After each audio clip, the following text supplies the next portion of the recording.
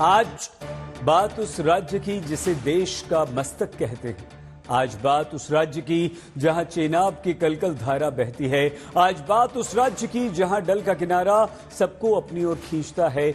आज बात जम्मू कश्मीर की, जहां चुनाव के प्रचार का शोर खूब सुनाई दे रहा है। वर्ष 2001 में संसद हमले के दोषी अफजल गुरु को 9 फरवरी 2013 को फांसी की सजा दी गई, लेकिन इतिहास के इस पन्ने को आज जम्मू कश्मीर के चुनाव में झाड़ पोंछकर नेशनल कॉन्फ्रेंस ने पलट दिया है।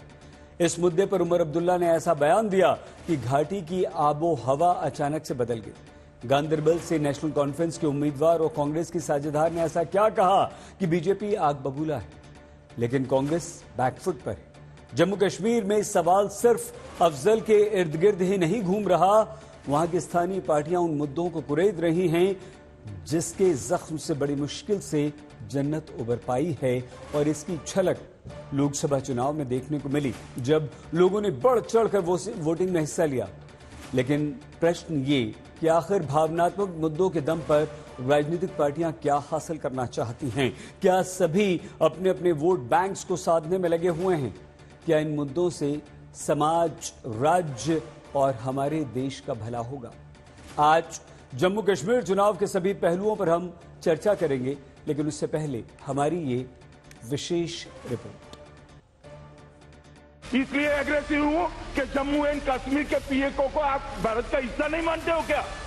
एग्रेसिव ना हो, जान दे देंगे इसके लिए। क्या बात कर रहे हो आप? एग्रेसिव होने की क्या बात कर रहे हो? जम्मू कश्मीर के लिए जो इतिहास हो गया, उसकी चर्चा वर्तमान में खूब हो रही है। 5 अगस्त 2019 को जिस 370 के खात्मे की घोषणा संसद में गृह मंत्री अमित शाह ने की थी, उसकी चर्चा विधानसभा चुनाव में करते हुए कांग्रेस और नेशनल कॉन्फ्रेंस को घेरा।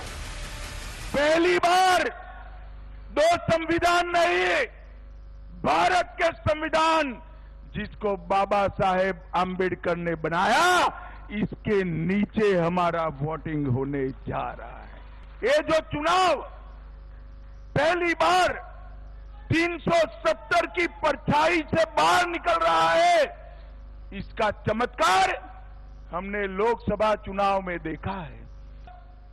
मतदान के कारण आज 58.46% मतदान हुआ है, जो लोकतंत्र की सबसे बड़ी विजय है।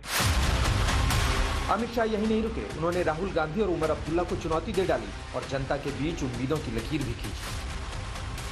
ये राहुल बाबा नेशनल कॉन्फ्रेंस कहते हैं कि हम जम्मू कश्मीर को स्टेट का स्टेटस वापस देंगे।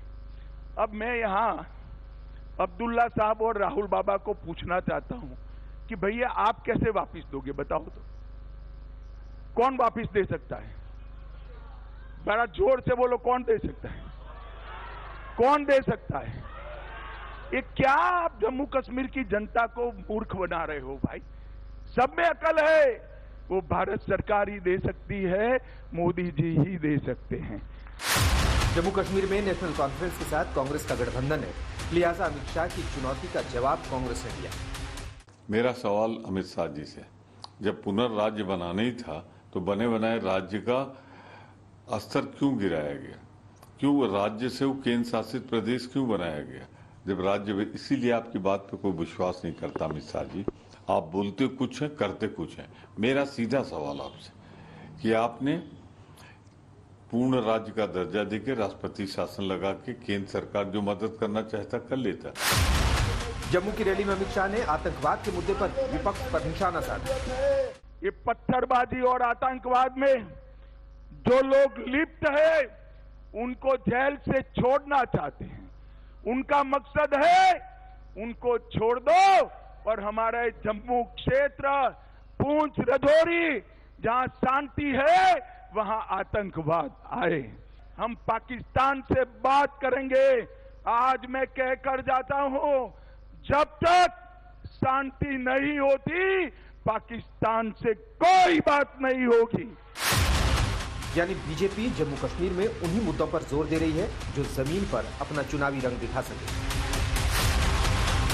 अनुच्छेद 370, जिसे मोदी सरकार खत्म कर चुकी है, जम्मू कश्मीर को राज्य का दर्जा, इस बार संसद में अमित शाह बोल चुके हैं कि सही वक्त पर फैसला लिया जाएगा।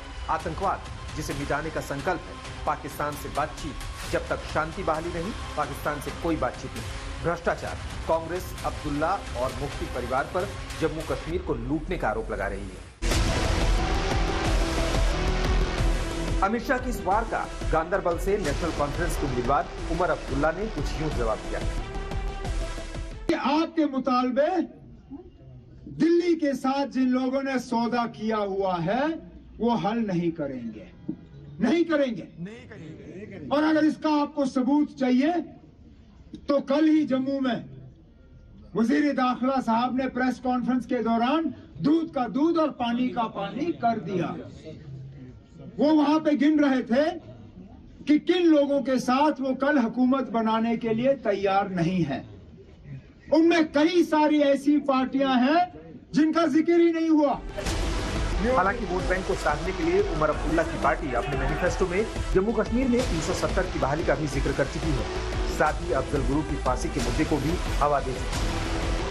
See, my unfortunate thing was that the J&K government had nothing to do with Afzal Guru's execution. Otherwise, you would have had to do it with the permission of the state government, which I can tell you in no uncertain terms would not have been forthcoming. Why? It wouldn't have. We wouldn't have done it. I don't believe that any purpose was served by executing him. I don't. Do you believe in capital punishment? No. No. No. Okay. Because I don't believe in the infallibility of the system of the courts. And evidence has shown us time and time again that may not be in India, but in places where you have executed people and then found that you were wrong. Umar के इस बयान पर जल्द ही BJP ने पलटवार किया। किए हुए करिंदे थे तो यही उनको सपोर्ट करते थे। आज भी ये उसका नाम लेकर के कश्मीर में एक पोलराइजेशन करना चाहते हैं आतंकवाद के नाम पर। जो उनकी मैनिफेस्टो आया है उसमें भी आपने देखा कि इनके इरादे ठीक नहीं। तो स्वाभाविक बात है कि इन्होंने सोचा कि शायद इंजीनियर रशीद इस प्रकार की बातें करता था तो इनको बुरी तरह से उसने पराजित किया। शायद मेरा भी कुछ इस तरीके से बन जाए, लेकिन हिंदुस्तान के खिलाफ या हिंदुस्तान की जो एकता और अखंडता के खिलाफ जिन्होंने हमले किए उनको शेल्टर देना गलत बात है। नेशनल कॉन्फ्रेंस पर बीजेपी लगातार हमलावर, चाहे मसला आतंकवाद का हो या फिर पत्थरबाजों की पैरवी का। देखिए, श्री उमर अब्दुल्ला साहब, डॉक्टर फारूक अब्दुल्ला साहब इस बात को समझते हैं, भली भांति उनको इस बात का पता चल चुका है कि जम्मू कश्मीर में भारतीय जनता पार्टी की सरकार बन रही है। इसलिए वो कभी जेल से कैदियों को छोड़ने की बात करते हैं, आतंकवादियों को छोड़ने की बात करते हैं।